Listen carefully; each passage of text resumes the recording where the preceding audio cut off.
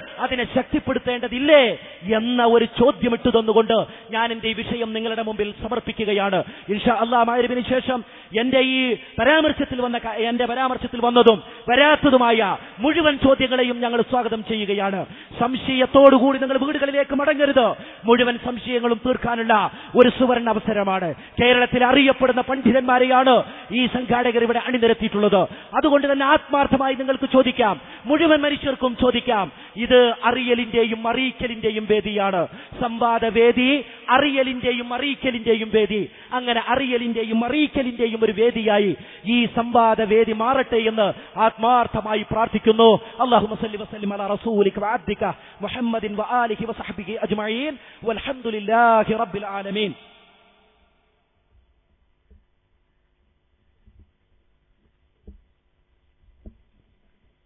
സഹോദരന്മാരെ, മഗ്‌രിബ് നമസ്കാരം കഴിഞ്ഞാൽ ഉടൻ തന്നെ ചോദ്യോത്തര സെഷനുകളാണ്.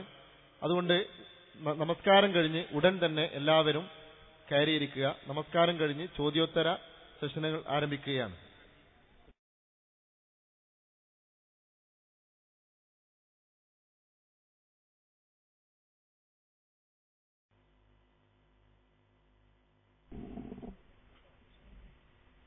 അസ്സലാമു അലൈക്കും വറഹ്മത്തുള്ളാഹി വബറകാതുഹു.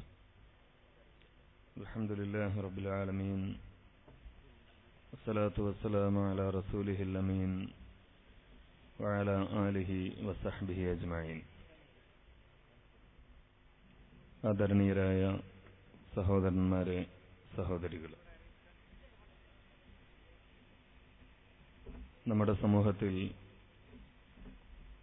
ഇന്ന് ഏറെ ചർച്ച ചെയ്യപ്പെട്ടുകൊണ്ടിരിക്കുന്ന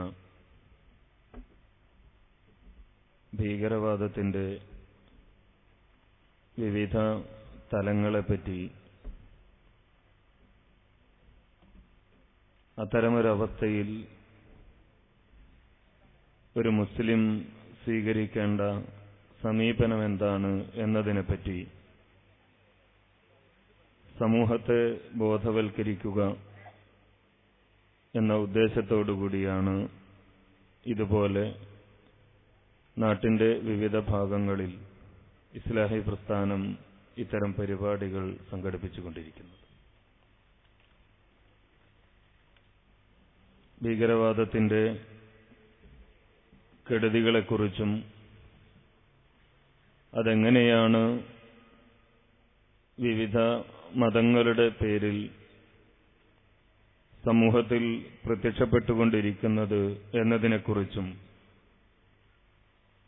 അതിനേക്കാളൊക്കെ അപ്പുറത്ത് സാധാരണക്കാരായ നമ്മെ എങ്ങനെയാണ് ഭീകരവാദം വേട്ടയാടിക്കൊണ്ടിരിക്കുന്നത് എന്നതിനെക്കുറിച്ചും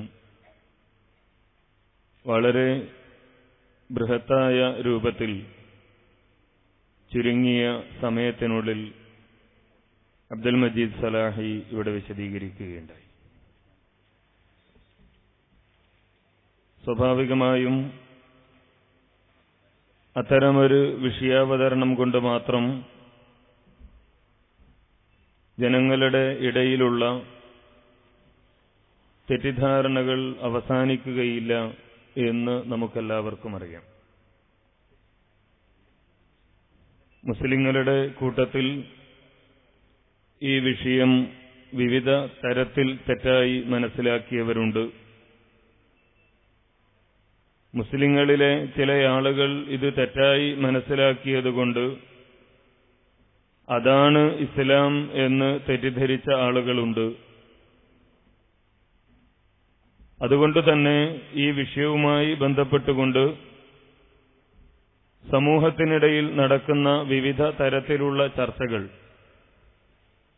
അത് ക്രോഡീകരിക്കപ്പെടണമെങ്കിൽ ജനങ്ങൾക്ക് നേർക്കുനേരെ ചോദിക്കുവാനും സംശയ നിവാരണം വരുത്തുവാനുമുള്ള ഒരവസരമുണ്ടാകണം എന്നതുകൊണ്ടാണ് വിഷയാവതരണത്തിന് ശേഷം ഒരു ചോദ്യോത്തര സെഷൻ നാം തീരുമാനിച്ചിട്ടുള്ളത്. നമ്മുടെ മറ്റ് പരിപാടികളിലും നാം സ്വീകരിക്കാറുള്ളതുപോലെ കഴിയുന്നത്ര ആളുകൾക്ക് ഈ അവസരം ഉപയോഗപ്പെടുത്താനുള്ള സന്ദർഭമുണ്ടാകണം. അവരുടെ മനസ്സിലുള്ള സംശയങ്ങൾ ചോദിക്കുവാനും എന്താണ് ഇസ്ലാമിന് ആ വിഷയത്തിൽ പറയാനുള്ളത് എന്ന് വിശദീകരിക്കപ്പെടുവാനുമുള്ള അവസരമുണ്ടാകണം എന്ന് തന്നെയാണ് നാം ആഗ്രഹിക്കുന്നത്. തീർച്ചയായും ഇന്ത്യ രാജ്യത്ത് ഭീകരതയും തീവ്രവാദവുമൊക്കെ മതങ്ങളുടെ പേരിൽ ചാർത്തപ്പെടുകയും ചർച്ച ചെയ്യപ്പെടുകയും ചെയ്യുന്ന സന്ദർഭത്തിൽ എല്ലാ വിഷയങ്ങളിലും ഈ സമൂഹത്തെ ബോധവൽക്കരിക്കാൻ മുന്നിൽ നടന്ന മുജാഹിദ് പ്രസ്ഥാനം ഇത്തരമൊരു സമീപനം സ്വീകരിച്ചത് എന്തുകൊണ്ടാണ് എന്ന് ഞാൻ വിശദീകരിക്കേണ്ടതില്ല. അതുകൊണ്ട് തന്നെ ഈ സംരംഭവുമായി മുഴുവൻ ആളുകളും സഹകരിക്കണമെന്നും കൃത്യമായ പഠനത്തിനും ആവശ്യമായ തിരുത്തലുകൾക്കും ഈ വേദി ഉപയോഗപ്പെടുത്തണമെന്നും അതിന് അല്ലാഹു സുബ്ഹാനഹു വ തആല നമ്മെ അനുഗ്രഹിക്കുമാറാകട്ടെ എന്ന് പ്രാർത്ഥിക്കുകയും ചെയ്യുകയാണ്. ഈ പരിപാടിയിൽ മോഡറേറ്ററായി നിയന്ത്രിക്കുന്നത് അബ്ദുൽ മജീദ് സലാഹിയാണ്.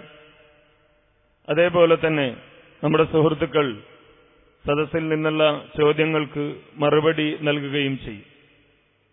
മറ്റൊരു കാര്യം സൂചിപ്പിക്കാനുള്ളത്, വിവിധ വിഷയങ്ങളുമായി ബന്ധപ്പെട്ടുകൊണ്ട് പലതരത്തിലുള്ള സംശയങ്ങൾ ആളുകൾക്കുണ്ടാകാം. ഇവിടെ ഇന്ന് നാം ചർച്ച ചെയ്യാൻ ഉദ്ദേശിക്കുന്ന വിഷയം അതാണ് മഗ്‌രിബിന് മുമ്പ് ഇവിടെ അവതരിപ്പിക്കപ്പെട്ടത്.